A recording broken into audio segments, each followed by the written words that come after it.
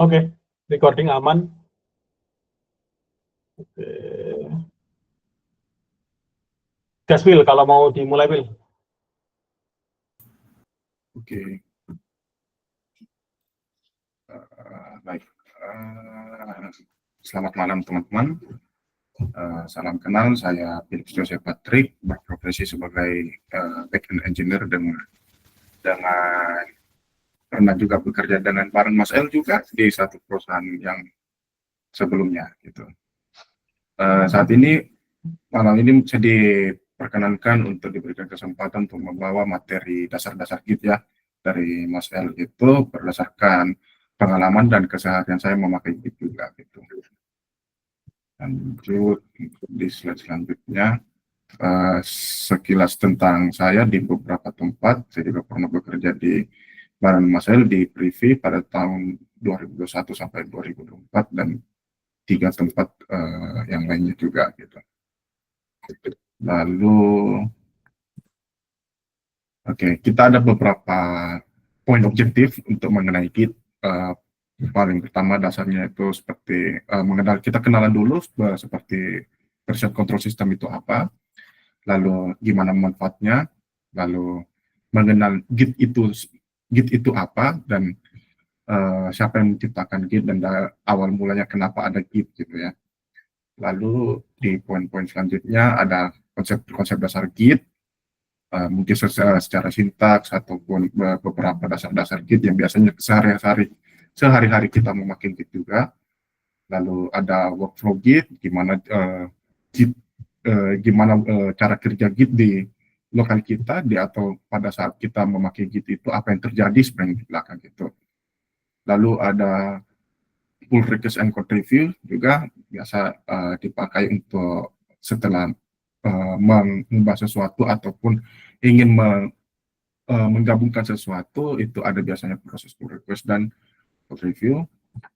Lalu untuk poin 7 dan 8 ada biasa kadang teman-teman atau yang memakai Git biasa kadang pasti akan mendapatkan hal yang seperti konflik merging itu ketika kita nge-pull dari satu branch atau dari branch yang lainnya.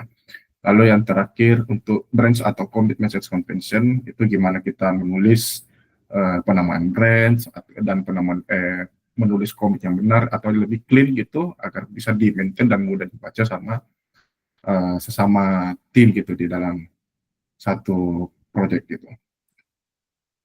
Oke, yang poin pertama itu kita kenal dulu nih sama version control system nih. Apa tuh version control system? Version control system atau VCS itu adalah perangkat lunak yang digunakan untuk mengelola perubahan pada file dan proyek seiring waktu. VCS sendiri memungkinkan kita untuk mencatat setiap perubahan file, kode, ataupun konfigurasi, lalu melihat siapa apa yang kapan dan mengubah apa. Lalu kita bisa kembali ke versi sebelumnya jika terjadi kesalahan, lalu kita bisa bekerja bersama tim tanpa ada risiko kehilangan data atau saling tipa kode. Jadi kalau kita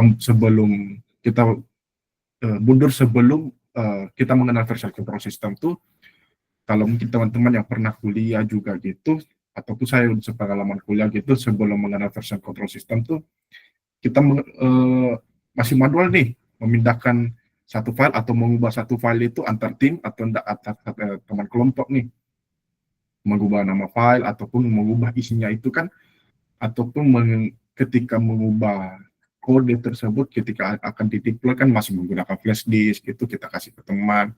Oh ya, ini fungsi ini saya sudah ubah nih, kita lanjut kasih ke teman gitu kan. Tapi atau di dalam satu kelompok itu setelah perubahan kode di waktu masih zaman manual, zaman kita manual itu tidak ke-track. Oh iya, misal dalam kelompok saya ada Mas El gitu, wah Mas El mengubah apa dan baris apa dan tanggal berapa gitu dia ubah kan, kita tidak tahu gitu. Jika waktu memakai teknik zaman dulu juga gitu, ketika Mas El udah mengubah sesuatu gitu, kita udah tahu nih kalau misalkan mau dikembalikan ini baris mana yang mau dikembalikan gitu kan, kita nggak tahu nih, sehingga banyak hal-hal yang cukup riskan untuk mitigasinya ketika akan dirilis atau enggak atau akan dipresentasikan pada klien gitu atau mungkin kepada dosen gitu kita masuk kuliah. Lalu analogi sederhana yang seperti yang sebelumnya saya jelaskan singkat. Bayangkan kita menulis skripsi nih dengan menyimpan file ataupun kode, misalkan kode repository, kode gitu, kode source code. Pertama namanya misal skripsi final gitu, lalu di dalam satu kelompok tim nih, ada Mas El mau menulis nih atau menambahkan sesuatu atau memperbaiki sesuatu, dia tulis skripsi final revisi gitu. Lalu teman yang lain juga dia fix sesuatu nih, entah dia fix lagi kodenya Mas El atau kode saya atau menambahkan sesuatu, dia nambah nih revisi oke banget ini bahwa oh ya saya sudah memperbaiki masalah-masalah yang sebelumnya dibuat sama Mas El atau sama saya gitu. Yang jadi masalah adalah ketika kita bekerja hal seperti ini di dalam satu kelompok ya, ataupun dari pribadi pun juga kadang mungkin sering juga pasti bisa terjadi. Bingung ya mana versi terakhir. Oke, dalam penamaan file adalah kita tidak tahu nih versi yang mana terakhir ini sebenarnya. Apakah kita pakai versi terakhir dari Mas El karena Mas El sudah nge-fix juga, atau dari saya atau dari teman yang mana. Lalu sulit mengetahui perubahan apa yang diubah oleh siapa. Mas El dia bilang misalkan, oh ya saya ubah di baris 89 sampai 92 gitu. Tapi nyatanya oh 93 kesenggol nih, ada ke edit gitu, tapi kita tidak tahu bagian dari 93 lain apa gitu, yang susah ke track juga gitu ketika misal siapa yang mengubah apa gitu. Dan misal dari antar tim gitu kita tidak tahu juga, oh iya saya ubah code dari pekerjaan Mas El itu saya ubah juga, tapi saya tidak memberitahu dari Mas El siapa yang ubah ini, jadi otomatis bisa saling timpa menimpa antar sesama tim. Kolaborasi yang dapat membuat konflik pada file. Nah, sama seperti sebelumnya, dalam misal satu tim itu kita kolaborasi, bisa menimbulkan konflik juga nih, saling timpa menimpa. Wah, Mas El mengubah ini, saya mengubah ini, si teman ini mengubah ini nih. Terakhir siapa yang mengubah nih? Oh iya, Mas El atau dia. Nah, kita bakal dapat mendapatkan konflik-konflik tersebut kalau tidak menggunakan version control system gitu. Dengan versi control system seperti Git, kita tidak perlu membuat banyak versi-versi manual gitu seperti final atau final fix ini, atau enggak, misalkan dia memberikan prefix 01, 02 gitu, kita nggak tahu versi-versi tersebut itu fixnya kapan gitu. Semua perubahan otomatis dicatat dan bisa dikembalikan kapan saja hanya dengan satu perintah. Sehingga pada pengerjaan kita sebelumnya akan menghasilkan satu file saja, yaitu skripsi.docx gitu. Jadi kita tidak perlu menulis nih bahwa ketika setiap Mas El melakukan perubahan, jika kita menggunakan version control system, Mas El tidak perlu mengubah lagi nama file gitu, karena secara histori dan perubahan baris mana apa aja yang teman kita ubah itu udah kecatat dalam histori jika kita menggunakan version control system. Dengan kita mempunyai history commit seperti ini, misal contoh satu nih, perubahan pertama dilakukan oleh Philips gitu adalah membuat kerangka kerja dalam file skripsi.docx. Lalu teman kedua dia yang menambahkan penambahan bab pendahuluan. Jadi pada saat commit pertama itu udah ke track, atas nama Philips, lalu membuat kerangka kerja, nama pengerjaannya adalah membuat kerangka kerja tanggal berapa dan jam berapa. Lalu komit 2 juga kurang lebih sama gitu, jika memang diubah oleh dengan tim kita di dalam satu tim gitu. Keuntungannya adalah semua perubahan terdokumentasi secara otomatis, lalu bisa melihat siapa yang mengubah dan apa yang diubah, dan bisa kembali ke versi sebelumnya. Jadi setiap kita memakai version control system seperti Git itu, setiap kita melakukan perubahan itu dan disimpan itu sudah secara otomatis akan menyimpan siapa autornya atau yang mengubah apa dan baris apa, kita tidak perlu menandai lagi gitu. Secara otomatis dari version control system sendiri yang mendokumentasikan tersendiri. Lalu jika misalkan kita ada melakukan kesalahan atau misalkan ada file yang belum fix nih di final akhir nih, kita bisa kembali ke versi sebelumnya. Bisa kita, oh ya terakhir komit sebelumnya itu adalah, atau perubahan terakhir yang dilakukan oleh saya itu dipakai nih, tapi ternyata ada sumber masalah nih.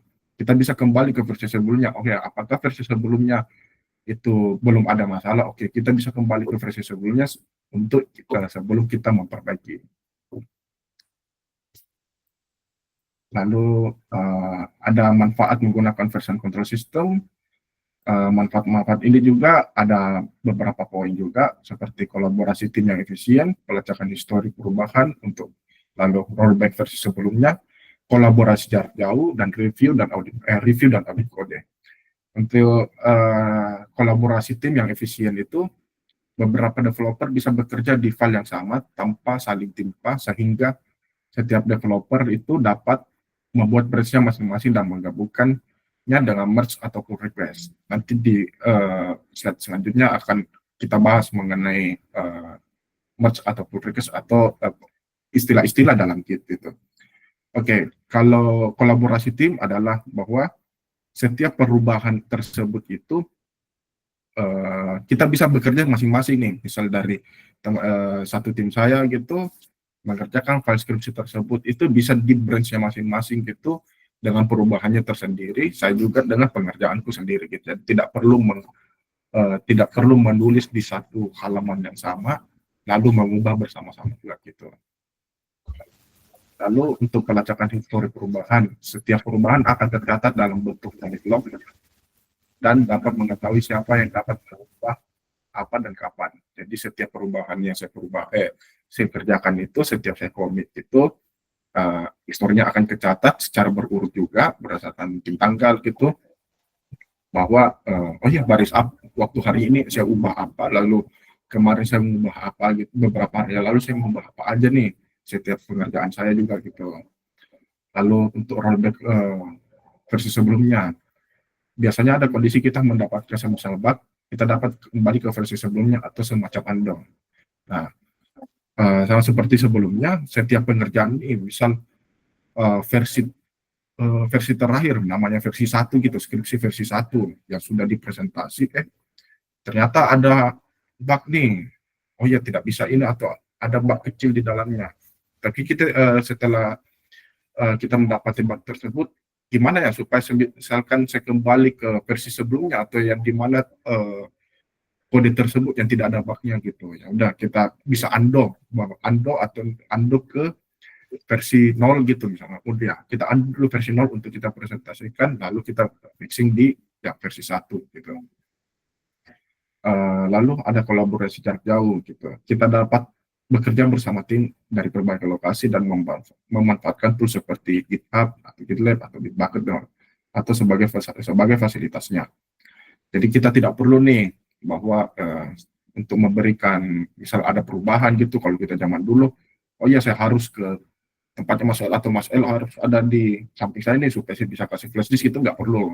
Itu jadi tinggal push di repository seperti GitHub atau GitLab, itu nanti dari Mas L bisa lagi ada di Jawa Timur, dia bisa mendapatkan nih perubahan terakhir dari pengerjaan saya itu sudah sampai mana. Lalu ada review dan audit kode.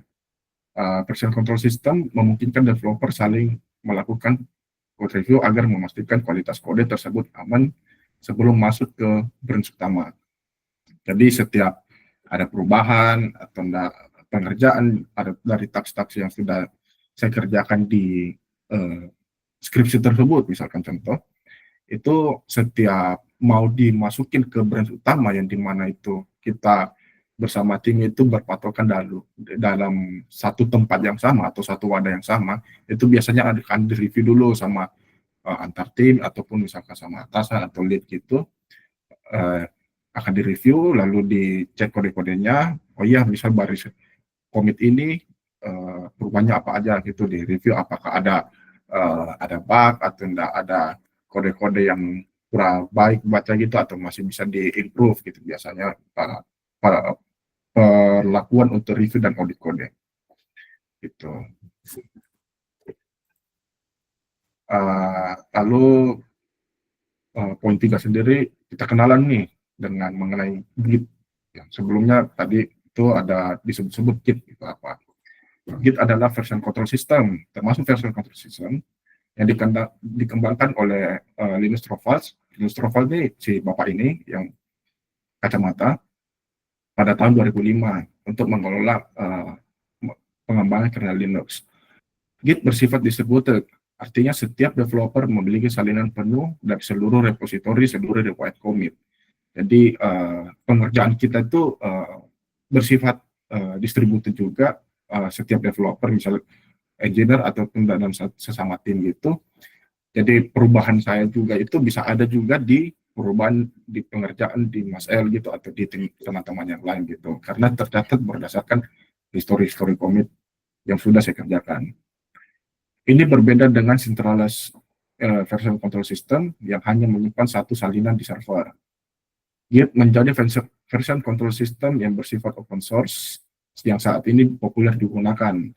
Pasalnya, terdapat ratusan proyek software yang mengandalkan Git sebagai version control system, termasuk yang komersial maupun open source. Tools ini juga dikenal sebagai distributed revision control, terdistribusi yang berarti penyimpanan database Git tidak hanya berada di satu tempat saja. Dengan demikian, semua tim yang terlibat dalam proyek menggunakan Git akan menyimpan database Git sehingga memudahkan pengelolaan proyek baik online maupun offline. Lalu kita ada fitur, lalu untuk pengenalan Git sendiri, kita ada beberapa fitur utama Git yang saya paparkan untuk 4 poin tersebut, yaitu distributed, cepat dan efisien, fleksibel, dan penyimpanan efisien. Jadi untuk distributed, setiap pengguna memiliki salinan penuh repositori. Ini berarti kita bisa bekerja offline dan melakukan commit, branch, merge, bahkan tanpa koneksi internet. Jadi misalnya kita tanpa koneksi internet gitu mengerjakan suatu project gitu atau misalnya skripsi gitu, kita bisa membuat branch-nya di lokal tanpa harus pada saat itu kita harus mau nge-push ke GitHub gitu. Jadi kita susun dulu nih di lokal gitu, oh ya nama branch-nya apa aja, terus commit-nya apa aja, tanpa harus kita terkoneksi internet, itu bisa juga gitu. Lalu cepat dan efisien, Git dirancang untuk sangat cepat dalam melakukan operasi seperti commit, merge, dan branch gitu. Jadi kita kalau misalkan membuat commit atau mau merge atau mau branch, membuat branch gitu, dari lokal pun secara offline pun itu bisa gitu, tanpa harus kita connect dengan internet atau harus buka GitHub itu untuk membuat branch manual gitu. Lalu fleksibel, Git mendukung berbagai workflow seperti Git Flow, GitHub Flow, dan Trunk-based development memungkinkan berbagai macam skenario pengembangan.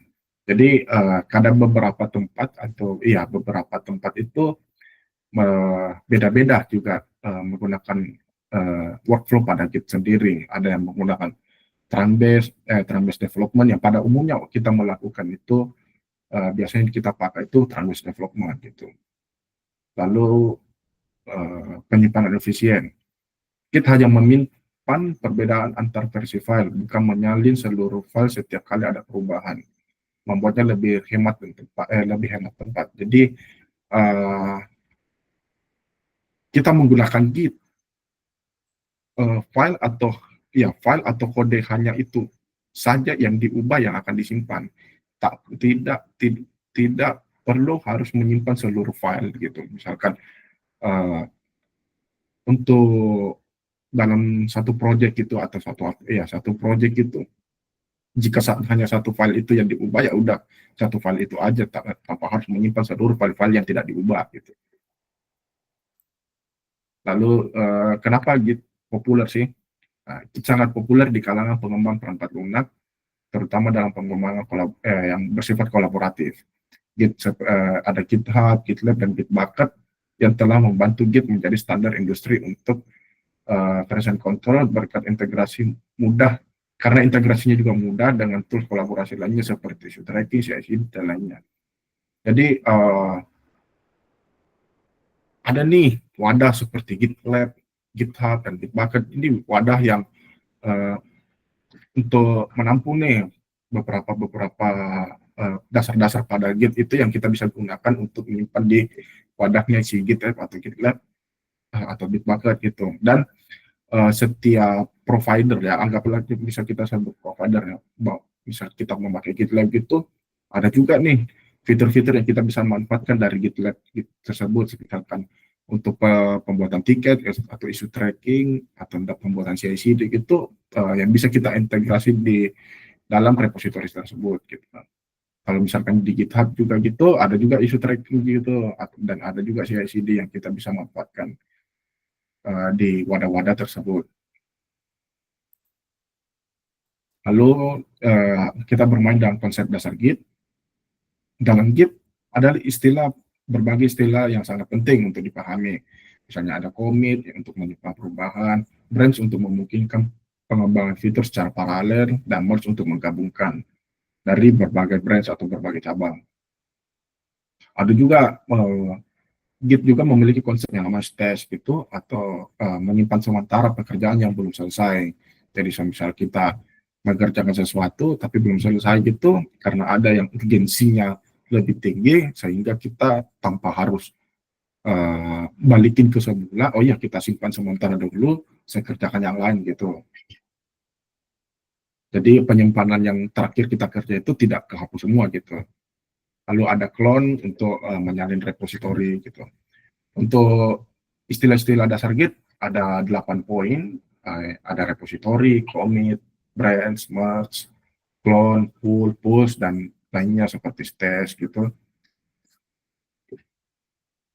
Lalu untuk penjelasan di beberapa istilah dasar tersebut, misalnya repository adalah tempat menyimpan semua file dan sejarah perubahan dari proyek yang dikelola yang menggunakan Git. Repo sendiri terdiri dari dua jenis, yaitu local repository dan remote repository. Jadi misal kita bermain di GitHub gitu, kita butuh wadah kan untuk menyimpan file skripsi tersebut. Nah, file skripsi tersebut disimpan di GitHub itu sebagai wadah tersebut, kita taruh nih file skripsi tersebut, itu jatuhnya namanya repository gitu. Ketika jatuhnya namanya repository ataupun remote repository gitu, karena file sudah ada di repository GitHub gitu. Ada juga yang bersifat local repository, yaitu di mana file atau pekerjaan kita itu masih ada di laptop dan belum disimpan ke remote repository, tetapi kita udah menginisialisasi menggunakan Git buat pekerjaan kita tersebut gitu. Misal di file skripsi nih atau enggak file project kalian nih, ada pengerjaan nih, tapi saya belum mau menyimpan di repository, di remote repository seperti GitHub atau GitLab. Berarti kita hanya inisialisasi aja dulu Gitnya di lokal laptop dulu, Git commit-nya branch apa aja gitu, kita simpan aja dulu di lokal, baru nanti suatu waktu atau kapan yang memang diperlukan, baru saya simpan di remote repository. Lalu poin 2 nih, commit merupakan titik penyimpanan yang berisi perubahan kode pada saat tertentu. Setiap commit memiliki ID yang unik yang memungkinkan kita untuk melacak perubahan dan kembali ke titik tertentu. Jadi setiap perubahan itu, setiap perubahan yang kita kerjakan itu harus di-commit. Nah, commit sendiri itu setiap perubahan itu memiliki ID yang unik juga gitu. Jadi misal ada 7 file gitu. 7 file yang saya ubah gitu, setiap file-file ini memiliki perubahan, memiliki ID yang masing-masing gitu. Jadi misalkan pekerjaan ini ID-nya sendiri, ini juga ID-nya sendiri. Atau misalkan kalian bekerja di satu file gitu, tapi memiliki banyak pekerjaan nih, ada beberapa fungsi ataupun ada beberapa baris yang kalian ubah gitu. Setiap perubahan itu kita biasanya commit. Umumnya kalau saya biasa setiap perubahan itu udah selesai perubahannya, saya commit dulu.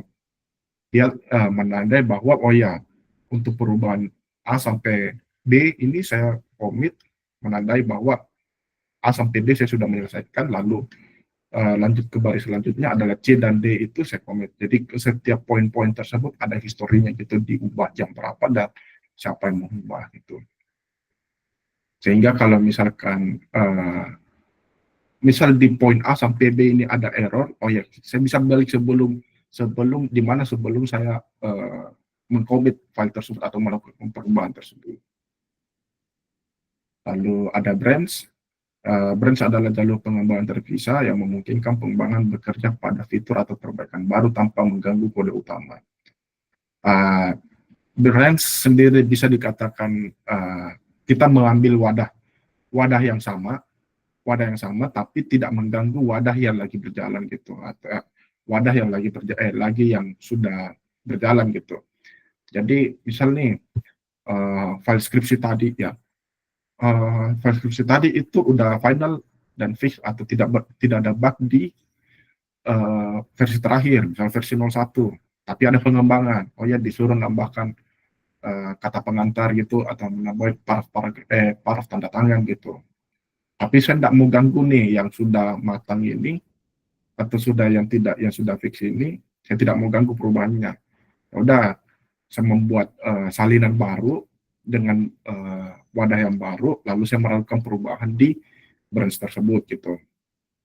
Jadi saya tidak perlu lagi mengubah seluruh file utama gitu yang sudah fix itu. Lalu ada merge, adalah proses menggabungkan branch yang berbeda dalam satu branch. Biasanya digunakan untuk menggabungkan branch fitur ke branch utama. Jadi misal perubahan yang di branch yang saya sudah membuat branch sebelumnya, perubahan misalkan menambahkan kata pengantar ataupun penambahan paraf tanda tangan itu, oh ya mau saya gabungkan di versi terakhir nih, berarti kan ada update versi atau ya mungkin ada update versi, saya akan gabungkan, itu namanya merging. Jadi tetap kita bekerja pada satu file yang sama gitu, sehingga perubahan setiap teman-teman itu sudah menjadi satu kesatuan di dalam satu file yang sudah fix tersebut. Lalu ada clone, itu untuk menyalin repository ke yang ada di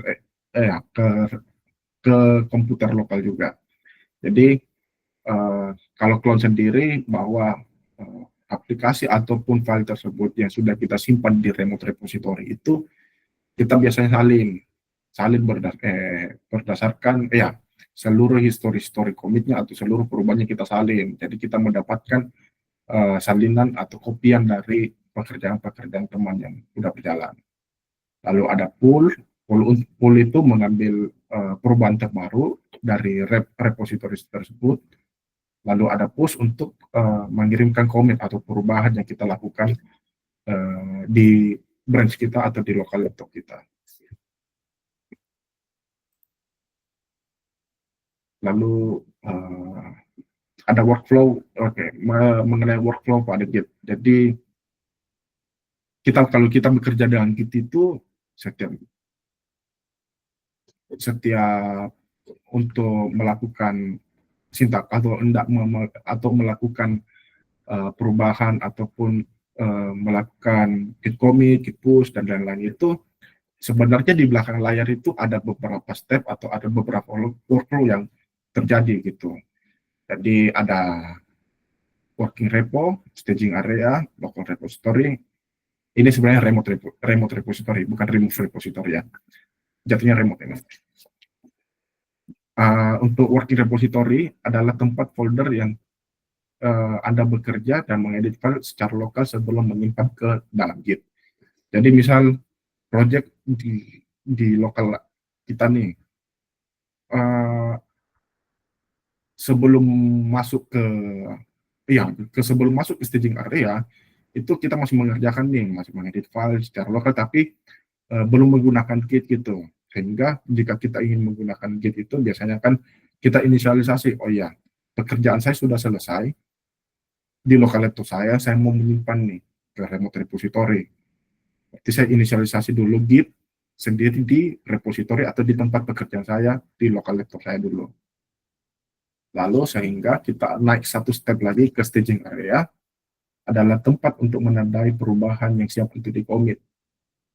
Kita menggunakan perintah git add untuk memindahkan perubahan yang sudah dibuat di working directory ke staging area. Jadi, misal ada beberapa file gitu, kita kerja di dalam satu project atau satu folder nih.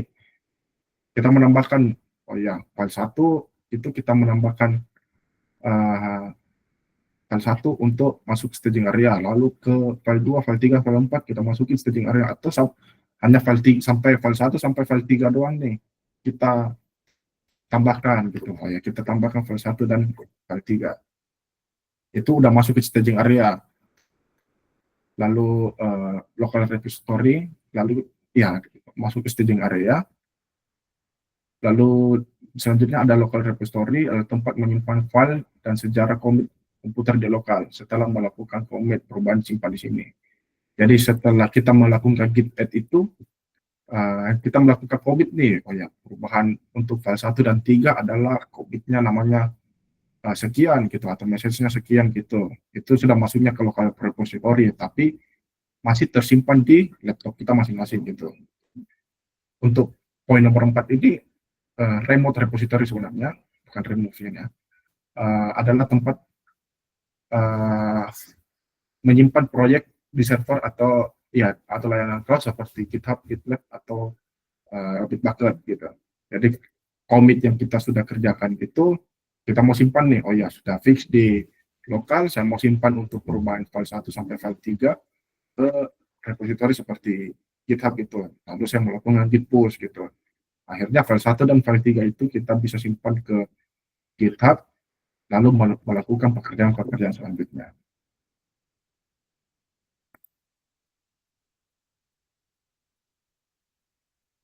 Ini kurang lebih sama sebelumnya. Workflow dasar pada Git itu termasuk sederhana, seperti yang saya jelaskan dari poin 1 juga dan poin 4. Yang sebelumnya itu ada tertulis remote repository, jadi sebenarnya itu remote repository ya teman-teman. Lanjut, oke, lanjut di pull request dan code review. Pull request adalah permintaan untuk menggabungkan perubahan dari satu branch ke branch utama atau branch lain gitu misalkan. Misalnya ada nama branch main atau branch default di remote repository kita masing-masing, di remote repository tersebut. Pull request sendiri menjadi titik kolaborasi sebelum perubahan masuk ke kode utama. Jadi misalnya ini saya membuat branch namanya branch A gitu, tapi branch utama kita, branch dalam satu tim itu namanya branch develop atau enggak, misalkan branch main gitu. Branch utama kita nih patokan adalah seluruh perubahan itu dikumpulkan jadi satu di branch main. Jadi kita sebelum melakukan, untuk bisa melakukan merge ke dalam branch utama itu kita harus melakukan request gitu, untuk melakukan request.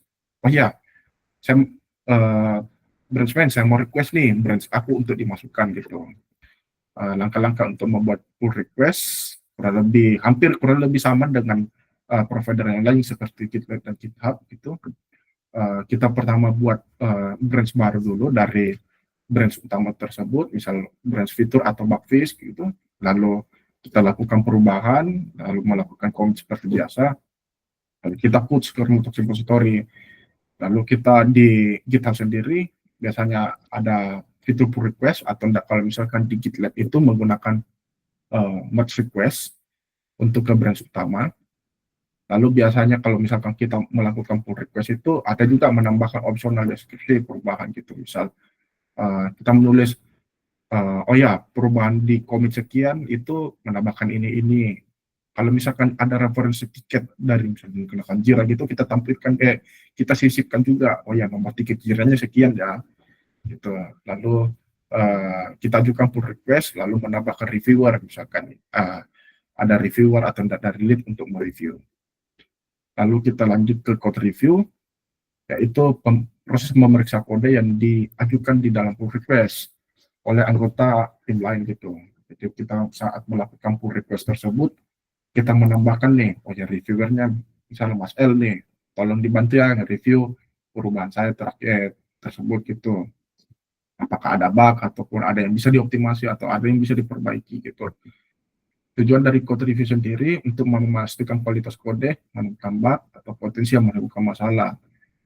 Ataupun juga memastikan apakah pull request atau pengerjaan atau misalkan menulis commit atau membuat branch itu sudah mengikuti standarisasi yang sudah dibuat gitu. Jadi biasanya tuh di dalam satu tim ataupun di dalam satu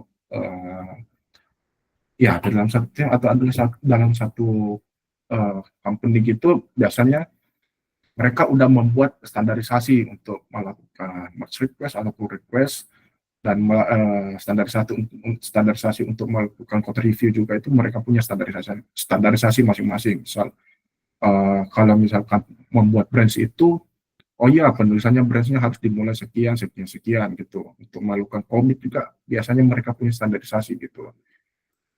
Tapi standarisasi itu berbeda setiap company ya ataupun berbeda setiap tim-tim gitu, tergantung kesepakatan dari tim masing-masing. Lalu poin 6 tersebut menangani konflik merge gitu. Jadi biasanya tuh kalau apa ya, kalau misalkan kita melakukan pull gitu atau menarik atau mengambil perubahan terakhir gitu dari branch utama ataupun dari branch teman-teman kita, itu biasanya tuh pasti ada masalah. Masalahnya itu antara perubahan tersebut itu uh, konflik gitu. Jadi misalkan dua branch tersebut melakukan perubahan yang sama dalam satu file. Dan Git sendiri tidak bisa memutuskan perubahan mana yang dipakai secara otomatis gitu. Biasanya terjadi pada saat kita pada saat melakukan merge request atau pull request, ataupun ada juga terjadi ketika kita melakukan pull juga. Biasanya penyebab umum konflik merge itu dua orang mengedit baris yang sama, jadi saya dan teman saya itu mengedit baris yang sama atau fungsi yang sama tersebut, melakukan perubahan di sini. Lalu ada juga file dihapus di satu branch, tapi di branch lain masih ada yang mengerjakan itu, masih ada yang edit atau masih ada yang melakukan perubahan. Lalu struktur proyek yang berubah drastis gitu, misalkan banyak terlalu dalam satu file tersebut banyak nih teman-teman yang melakukan perubahan gitu dari baris 1 sampai 100, 100 sampai 105 gitu misalkan gitu. Nah, untuk konflik merge sendiri sebenarnya kita bisa talangi atau untuk menyelesaikan konflik merge sendiri biasanya tiap orang itu berbeda-beda ya dengan caranya ya. Kita melakukan merge atau pull request dari suatu branch biasanya akan ditandai yang kurang lebih gambar di samping kanan ini. Jadi misalkan seperti di slide sebelumnya itu perubahan saat ini, jadi setiap baris itu akan dibedakan perubahan saat ini dan perubahan yang digabungkan. Coba saya balik ke slide sebelumnya. Jadi misal ini. Jadi perubahan ini yang di branch utama nih, misalkan branch utama hanya 2 baris nih, 18 dan 19 nih. Tapi ketika di perubahanku itu aku nambahin nih, ada baris 24, 25, 26, dan seterusnya. Jadi si Git ini, misalkan kita menggunakan Visual Studio Code sendiri, biasanya akan sudah terbagi adalah current change dan incoming change sendiri. Jadi kita bisa memilih apakah mau menggunakan current change atau perubahan yang saat ini ada di branch utama, atau menggunakan perubahan yang saya sudah ubah gitu. Lalu untuk mengenangani konflik tersebut, adapun biasanya kita melakukan seperti bekerja pada branch kita sendiri, itu ya biasanya jangan tidak memakai branch teman kita nih. Misal Mas L udah membuat branch ini, saya bekerja juga di branchnya Mas L ini, biasanya konflik. Biasanya ya udah saya bikin branchku sendiri gitu dari branch utama juga. Lalu sering-seringlah nge-pull dari branch utama gitu. Jadi setiap ada perubahan, misal biasanya sekuensial ya. Kadang tuh setelah saya melakukan perubahan atau mengkomit sesuatu gitu, saya misal kita harus pull dari branch utama untuk mendapatkan update terakhir dari teman kita yang lain gitu, misalnya dari Mas L atau dari tim yang lain. Lalu komunikasi aktif antar developer. Biasanya ini saya dilakukan kalau misalkan konfliknya udah terlalu banyak ya, Jadi konflik itu bukan hanya terjadi di satu file, teman-teman. Jadi bisa terjadi di banyak file. Misal, oh ya, di dalam satu repositori ada 70 file, 70 yang konflik. Biasanya kita membutuhkan teman kita nih, oh ya, bantu dulu. Apakah untuk file satu gitu, ini sebenarnya kodenya yang mana gitu.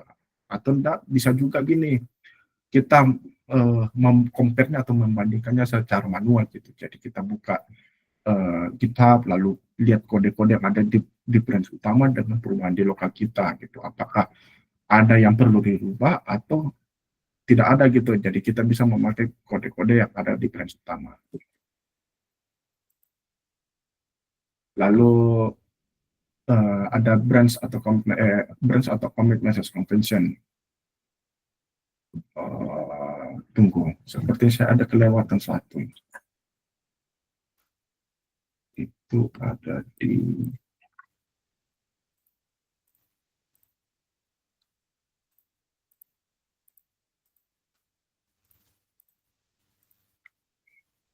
ya. Oh ya, benar-benar. Jadi kita lanjut di branch commit atau message convention. Kenapa ini penting? Jadi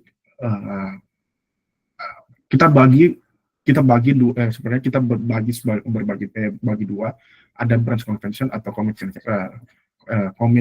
convention sendiri. Untuk commit sendiri, commit message itu commit message yang jelas membuat rekan, jadi manfaatnya itu commit message yang jelas membuat rekan satu tim cepat paham apa yang perubahan tanpa harus membuka file satu persatu. Jadi misal kita membuat commit nih, kita harus mengirimkan message atau deskripsi itu yang cukup jelas gitu. Misalkan ada perubahan untuk fungsi console log ini, saya ada menambahkan baris satu, menambahkan kondisi gitu. Jadi nulisnya misalkan, oh ya, fungsi console log itu saya tambahkan pengkondisian itu, pengkondisian if else. Jadi teman-teman atau orang yang review kode kita tersebut tanpa harus mengecek satu persatu, oh ya, file yang mana, gini, nama fungsinya sekian ya. Jadi dia tidak perlu buka file satu persatu atau mencari nama fungsi tersebut. Jadi dia, oh ya, di fungsi tersebut. Jadi kita langsung, jadi si reviewer langsung buka, oh fungsi ini gitu. Lalu saat ada bug, kita telusuri history commit untuk mencari tahu kapan dan kenapa kode tersebut ditambahkan atau diubah, sehingga reviewer bisa langsung tahu konteks perubahan hanya dari pesan komik sebelum buka pull request. Biasanya ini jadi si reviewer itu dia tidak buka nih dari remote repository. Dia sudah dapat pemberitahuan, oh ya Mas El ada melakukan merge ke ini nih, atau enggak pull request ke branch tersebut nih.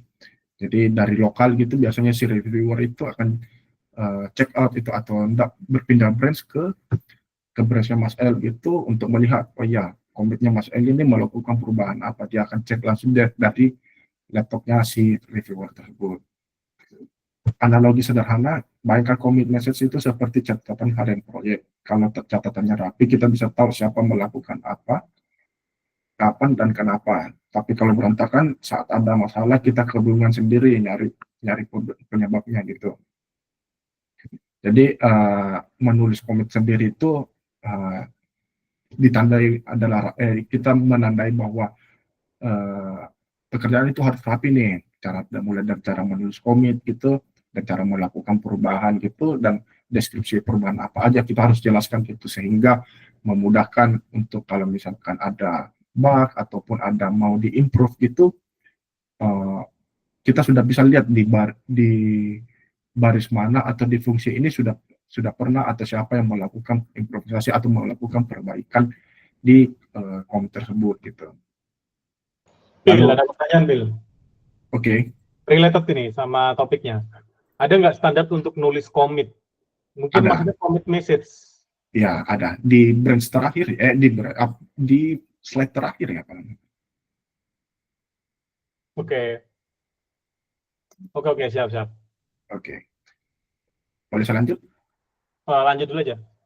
Oke, lalu ada branch convention. Jadi branch convention itu cara kita dalam penamaan branch agar lebih clean dan efisien, sehingga kita tahu atau rekan kerja pun tahu apakah pengerjaan branch itu bersifat fitur atau perbaikan.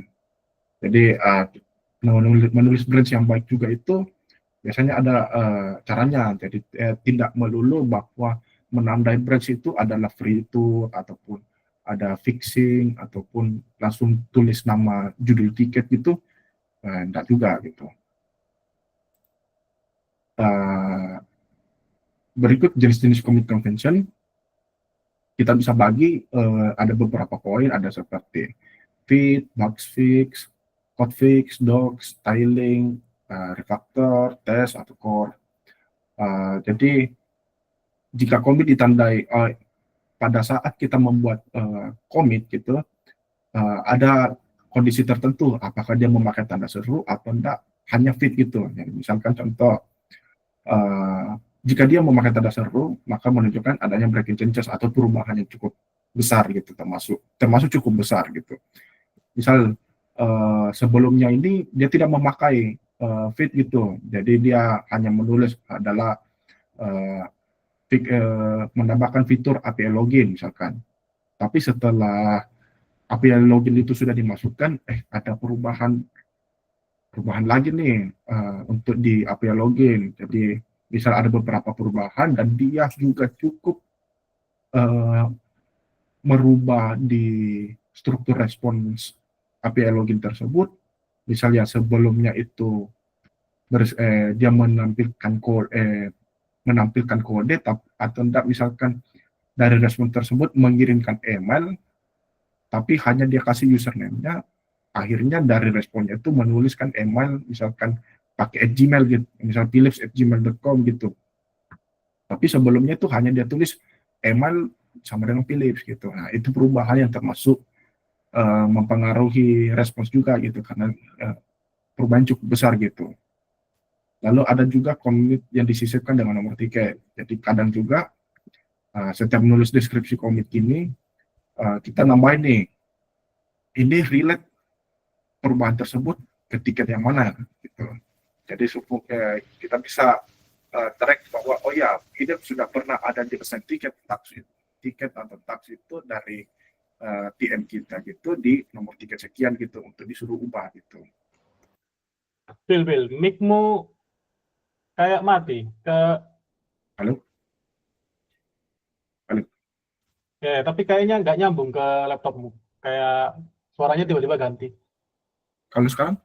Nah, lumayan. Coba lagi. Oke. Lanjut. Umumnya kurang lebih sama untuk branch convention sendiri, umumnya juga kurang lebih sama dengan commit convention. Tapi jika branch biasanya disisipkan dengan slash untuk membagi tipe dan deskripsi. Contoh seperti ya sebelumnya itu ada fitur gitu, kita nambahin slash gitu fitur, lalu judulnya apa gitu. Misal kita kembali ke sebelumnya. Jadi kalau di commit sendiri itu kita misalkan nulisnya fit gitu atau bug fix gitu, biasanya kalau di branch itu nambahin fitur gitu. Lalu dan lain-lainnya itu menggunakan bug fix atau hotfix gitu, docs gitu, dan styling atau refactor. Jadi adapun juga kita bisa menyisipkan juga nomor tiket serta titel dari tiket tersebut sehingga mudah di-track jika ingin melakukan merge gitu. Contoh pengerjaan nih fitur, lalu atau penambahan fitur, lalu kita bagi nih ke slash, tambahin slash, kita sisipkan nomor tiket dari jiranya itu, lalu titel dari bisa menggunakan titel dari tiket jiranya tersebut atau menambahkan atau titel singkat gitu, misalkan deskripsi untuk user concern gitu atau add user concern gitu. Lalu ini contoh seperti format yang pada umumnya. Ada juga yang berbentuk misalnya fix atau hotfix atau bug fix gitu, tinggal dirubah aja di tiket type-nya ini. Berarti misalkan fitur, lalu bisnis grupnya biasanya ini kalau saya untuk bisnis grup ini biasa ngambil dari parent tiketnya atau enggak, ya parent tiketnya sebelum child tiket, lalu menambahkan nomor tiket tersebut, lalu deskripsi. Tapi untuk commit branch atau commit convention ini bersifat ada yang bersifat umum, ada juga di setiap tim atau di setiap company itu memiliki standarisasi masing-masing. Jadi bisa saja itu dia menggunakan fitur lalu nama judul nomor tiket. Ada juga mungkin dia bisa menambahkan hanya untuk judul tiket aja, lalu purpose-nya atau deskripsi selanjutnya itu random gitu, misalkan apa bla bla bla gitu ya, dia tulis bebas gitu, tergantung dari si maunya di developer atau si maunya engineer gitu, nulis deskripsi apa aja gitu. Ada juga yang memang strict itu bahwa oh iya, deskripsi terakhirnya itu harus mengambil dari ini nih, dari judul tiket. Jadi kalau misalkan judul tiketnya panjang gitu, udah bisa saja dia tulis panjang, ataupun misalkan judul tiketnya itu dia singkat-singkatin aja gitu. Misal sebelumnya itu judul tiketnya agak panjang kayak user consent, dia ubah nih jadi tiket sekian itu judulnya user consent gitu. Lalu sekian dari saya. Mantap. Thank you, Will. Will, tadi kan udah mention ya, tadi pertanyaan, ada nggak standar untuk nulis commit? Tadi udah tulis ya. Sekarang pertanyaannya, pernah nggak dari pengalamanmu sebagai back-end dimanapun itu, ada perusahaan yang nggak ngikutin standar commit tersebut, terus apa impact-nya? Pengalamannya pernah, untuk tidak mengikuti, ya kalau tidak mengikuti standarisasi itu pernah juga, dan impact-nya itu lebih tepatnya susah nge-track gitu, bahwa perubahan ini biasanya oh ya ini sebelumnya kan misalkan ada kondisi kita menemukan kondisi ngebug gitu kan, tapi ini perubahannya ini apa ya, maksud di deskripsi komitnya tidak dideskripsikan gitu apa yang dia ubah gitu, yang bikin error gitu, atau enggak misalkan dia, si engineer tersebut melakukan perubahan tapi saya tidak tahu di fungsi apa dan mau perubahan apa. Jadi misalkan dia hanya menambahkan kondisional nih, add kondisional misalnya mau komitnya gitu. Nah, kita bekerja di file yang banyak gitu, dan semua file ada kondisionalnya gitu. Oke. Gitu. Jadi tidak secara detail gitu. Masih relate kayak itu. Ini pertanyaan dari aku sendiri, Bill. Anggaplah kita lagi ngerjain satu fitur yang besar, gitu ya. Terus kita kebiasaan kerja di lokal, itu sebenarnya secara standar itu better kita sering bikin commit setiap perubahan kayak subfitur atau per file atau semacamnya, atau nunggu semuanya selesai di lokal, kita commit langsung kayak anggaplah ada 100 file changes, terus ada 10.000 line yang berubah dalam satu commit, atau commitnya kecil-kecil? Kalau saya pribadi biasanya menggunakan commit yang kecil-kecil, tapi tergantung dari developernya sendiri. Apakah dia mau langsung perubahan besar lalu di commit, jadi cukup satu commit, dan yang reviewer itu hanya ngecek dari berdasarkan satu commit tersebut, dan ngecek dari 10 file tersebut. Tapi sebenarnya kurang efisien jika ada 10 file tapi di file ke-7 itu ada isu gitu, atau ada bug yang terlampir di situ gitu. Biasanya saya menggunakan, lebih baiknya, alangkah baiknya itu menggunakan komit-komit kecil gitu. Jadi kita bisa misal mau cherry pick itu atau mengambil komit itu berdasarkan satu persatu gitu, tidak mengambil seluruh file tersebut. Okay. Kalau misalkan ada perubahan 10 file nih, tapi saya mau ambil file ke-7, berarti saya kan harus mengincludekan adalah file 1 sampai 8 dan 10 kan. Kalau saya cuma butuh file 7 doang. Ya, masuk akal. Next question nih di Q&A. Git memungkinkankah dipakai buat simpan versioning untuk dokumen skripsi? Mungkin kayak ngerubah, ngedit file skripsi terus diupload ke Git gitu kali maksudnya. Bisa nggak buat versioning? Tergantung ya, kalau memang butuh untuk dibuat versioning, bisa-bisa aja gitu. Kita buat version misal waktu skripsi gitu ada tugas akhir 1 sampai tugas akhir 3. Oh iya, untuk versi 001 itu ya tugas akhir 1 gitu misalkan gitu. Oh, bahwa pengerjaan di tugas akhir 1 itu 1.0 itu udah fix gitu, udah approve dari misal pembimbing gitu. Bisa-bisa aja gitu. Oke. Tapi kan ini ya, mungkin tidak akan terlihat changes-nya kalau kita comparing satu file yang sama. Anggaplah dia mau upload file skripsinya, terus mau comparing dia nggak bisa ya, karena dia kan modelnya binary-nya kayak nggak support deh kalau kayak docs gitu. Ya, Atau PDF itu dia nggak incomparable gitu loh. betul. Iya, kita cuma untuk storing aja, berarti lebih ke Iya, storing. storing. Iya, sama versioning masuk akal kalau versioning gitu. Kalau skripsi pakai latex itu mantap sekali, bisa kelihatan change-nya. Oh, masuk akal. Aku pernah baca tuh latex. Terus aku rasa juga kalau skripsi sesimpel pakai Google Docs itu juga bisa. Jadi kita ngedit skripsi di Google Docs. Terus dari Google Docs nanti kan ada changes historicalnya ada. Itu juga bisa. Terus juga kan dia udah manfaatin fitur cloud ya. Jadinya kalau ada hilang, kalau anggaplah laptop hilang atau semacamnya, skripsinya nggak hilang gitu. Tuh. Pertanyaan selanjutnya ini, seberapa sering teman-teman menggunakan Git test dalam melakukan pekerjaan? Saya hampir nggak pernah. Aku sih nggak pernah ya selama 4 tahun kerja ini, apalagi di DevOps. Nggak terlalu sering karena nggak ngoding, jadi kebanyakan mainan Terraform, mainan CI/CD, nggak terlalu butuh Git test. Kalau lu gimana, Bill? It's test sih kadang cukup sering sih. Kadang tuh kondisi ini dadakan atau tidak berjalan di kondisi berjalan bersamaan gitu. Oh iya, saya lagi mengerjakan fitur 1 gitu. Lagi bekerja ini datang perubahan. Oh iya, Mas ada permintaan nih untuk di fix sekian, tapi harus naik sekarang. Nah, biasanya perubahan itu saya tidak mau komit dulu karena belum selesai. Oke, saya simpan menggunakan fix test dulu. Lalu saya kerjakan nih permintaan dari misalnya dari PM itu yang mau diminta naik sekarang. Jadi otomatis perubahan terakhir itu tidak ke komit dan masih kesimpan secara sementara, jadi tidak berubah ataupun tidak kembali ke versi awal gitu. Oh ya, Sehingga karena di lokal ya, di lokal ya, repo kita masih ada, tapi di remote repo nggak ada gitu ya. ya betul.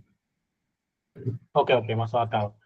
Ini ada next question di chat, Bill. Kapan harus rebase, kapan harus fast forward kalau ada merge konflik? Kalau rebase sih sejujurnya saya tidak pernah melakukan git rebase ya. Karena kalau biasanya terjadi merge konflik itu pada dasarnya kita jarang ngepull ataupun kalaupun sering pull biasa pasti mungkin bekerja di file yang sama udah pasti kena konflik. Jadi biasanya ya udah saya hanya melakukan git pull aja lalu saya fix konfliknya dari branch yang saya pull tersebut gitu. Kalau git rebase saya belum pernah, saya tidak pernah gunakan sih.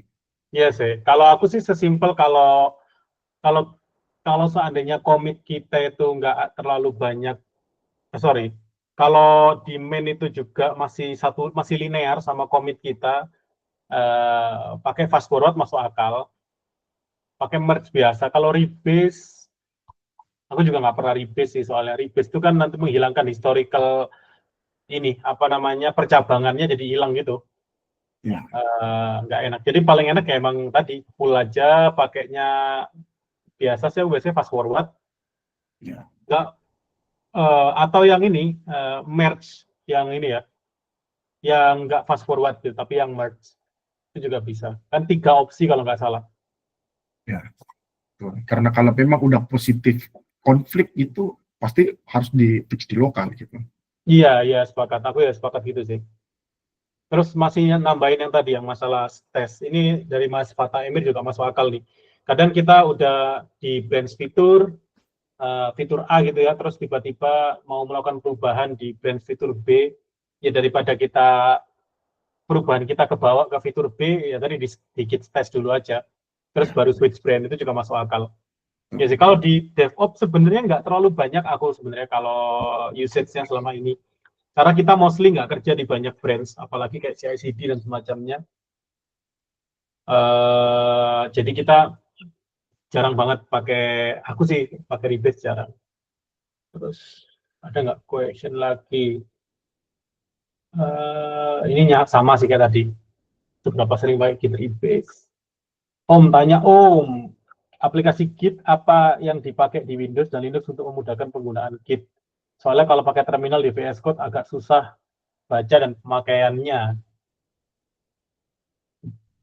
GitHub Desktop ada kayaknya. Ya nggak, Phil? Kalau di jujur sih saya tidak pernah. Kalau saya sih ini ya Command line dulu gitu ya. command line aku jarang Command aku line gitu ya. iya jarang aku menggunakan GUI gitu enggak jarang. Paling kalau di Desktop untuk kalau mau commit gitu berdasarkan file ya ini filenya doang saya attach gitu klik doang baru commit git commit Ya, ya, manual. ya, ya, ya. Ya minimal kalau aku biasanya gitu. Sama sebenarnya Mas. Kalau pakai VS Code kan nggak harus pakai terminal juga sebenarnya. Kita bisa commit dari Ya VS Code-nya kan. Kita bisa write message commit-nya itu di situ, terus push tuh juga di situ, pull juga bisa tanpa tanpa pakai command line atau terminal bisa kok harusnya. Aku ya benar-benar nggak pernah pakai selain VS Code dan terminal gitu kalau untuk Git sih. tuh itu budayakanlah terminal Budayakan terminal ya, Bill ya. budayakan itu Kita kan katanya kan live in Linux terminal ya, Bill ya. ya betul. Terus apa lagi nih? Mas tanya, punya pengalaman kerja pakai monorepo, Mas? Cenderung mono atau seperti biasa? Kalau saya jujur belum pernah menggunakan monorepo. Hanya repo seperti biasa aja. Iya, aku juga nggak pakai monorepo sih. Eh, kalau Mas Estu mah beda cerita pasti pengalamannya. Wait, ada question di Q&A kayak. Mas, gimana sih konsepnya clean commit? Ada nggak ilmunya? Hmm, Biasanya tuh di ini ya, konvensional commit ya.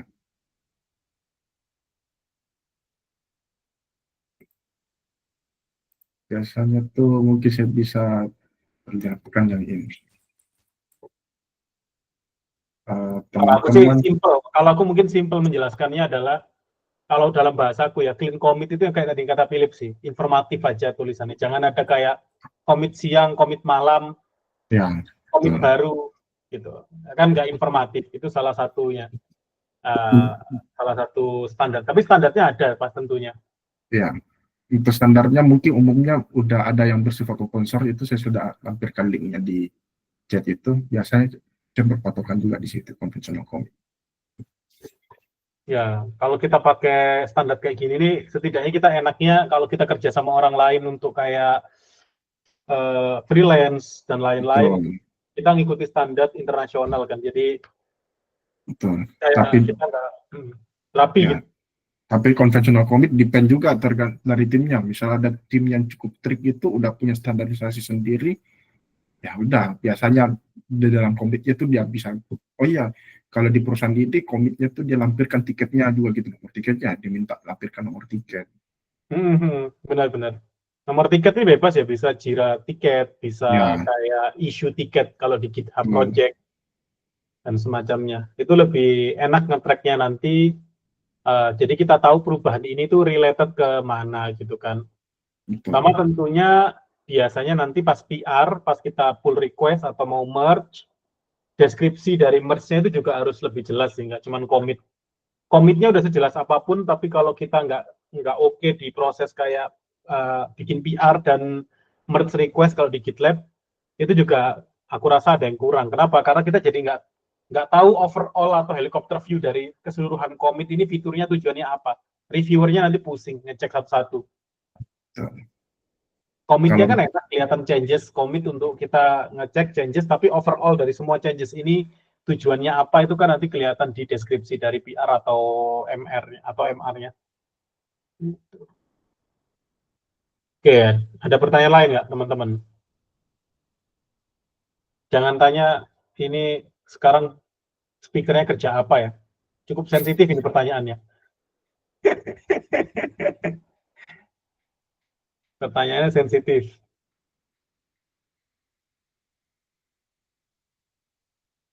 Ini ceritanya dari back end mau pindah ke DevOps ya, Fit ya? ya kurang lebih lah ya. Cuman marketnya DevOps lagi berantakan. Ini ada pertanyaan lagi. Kalau baca versi sebelumnya pakai terminal gimana? Oh iya, Kalau pakai desktop kelihatan grafik perubahannya. Kalau versi sebelumnya saya pakai itu bang ya. enggak lah, kita ini mau gak mau kembali ini ya, balik ambil ke komit sebelumnya langsung ya. Iya, jadi misal di branch utama tersebut atau tidak di branch mana posisi kita mau lihat versi sebelumnya, biasanya saya melihat dari lognya aja. Ya, sama kalau Gitu. enggak ini sih. Kalau enggak mentok-mentok aku selalu balik ke ya aja langsung balik ke web, ke GitLab, ke GitHub, Ya, atau enggak history dari manual, filenya. atau enggak Aku biasanya manual, mentok-mentok gitu sih. ya manual kita buka commit-nya. Iya, aku juga gitu. Jarang, malah nggak pernah kayaknya aku dari command line cek apa namanya filenya. Apa nih, Mas, Git branching strategi yang sering dipakai tempat kerja itu gimana? Kalau saya kebetulan dari main ada branch dev untuk jadi gatekeeper release version, jadi fitur branch dibikin di bawah dev kecuali hotfix langsung dari bawah main branch. Aku rasa itu udah oke. Itu mah tergantung berapa environment yang mau dibikin. Jadi stable branch-nya kan main dev itu hitungannya juga stable branch, tapi buat development proses. Yang lainnya itu dibikin untuk kedua tadi. Kalau mau bikin fitur, bikin enhancement atau apapun, atau yang modelnya uh, bukan hotfix ya, itu maksudnya di dev semua, ambilnya. Nanti dari dev baru kalau udah oke dia di MR atau di pull request ke main, gitu. Kecuali hotfix tadi. Itu udah oke. Tinggal malah yang penting adalah naming convention-nya dari si branching tadi biar jelas branch ini untuk fitur kah, untuk bug fix kah, untuk hotfix, untuk kayak vendor request atau semacamnya, atau general task. Itu biar jelas. Terus ini related ke tiket mana. Biasanya malah yang paling sering pakai itu juga nomor tiket sih biasanya, atau fitur yang mau dibikin apa. Kayak fitur add email user atau semacamnya. Itu namanya. Karena seringkali kita bikin kan random aja, branch seringkali. Ya, biasanya paling enak sih kalau dilampirkan nomor tiketnya. Ya, Ya, paling enak. karena biasanya kita lebih bisa detail deskriptifnya kan di tiket ya daripada di Git. Betul. Atau dia juga bisa memudahkan kalau pada saat rilis tuh biasanya ada PM tuh udah mengumpulkan nomor-nomor tiket ini harus naik rilis nih ke production tanggal segini, nomor tiketnya sekian. Nah, tinggal cari branch-nya di mana aja, ambil. Ya, sepakat sih. Jadi memang untuk project management juga enak kalau naming convention-nya tepat. Tapi tadi ya, back to question-nya, yang aku rasa ini udah efektif sih. Tinggal nanti naming-nya sesuai apa enggak. Ya. Karena nggak bisa aku mau bilang kayak, oh ini perlu staging, karena nggak semua company itu mau bikin 3 environment, kadang dev aja udah cukup. Ya, betul. Setidaknya kita ada dev itu aja udah salah satu best practice-nya. Jadi kita punya area untuk kita develop satu fitur baru, develop tools baru dan semacamnya. Gitu. Ini berlaku untuk ini juga ya, berlaku untuk infra juga ya. Kadang-kadang mungkin malah nggak berlaku untuk infra karena biasanya kita butuh tes langsung. Jadi biasanya kita malah punya environment sendiri untuk development. Biasanya repo-nya udah pisah untuk development. Gitu. Terraform-nya pisah, CI/CD repo-nya pisah. Gitu. Kecuali tadi kita mau bikin monorepo. Gitu. Ada pertanyaan lain, teman-teman? Ini kalau nggak ada izin ditutup, soalnya mahal ini bayaran speakernya ini. Tambah menit, kan pay as you go ini katanya. Semakin tambah menit, tambah mahal ini. Kayaknya nggak aman, nggak ada question. Oke, kalau udah nggak ada question tambahan, teman-teman, thank you udah join di sesi kali ini. Thank you Philip udah dibantu juga ngisi. Ini nanti recordingnya seperti biasa teman-teman aku kirim di grup. Wait, aku stop recordingnya dulu.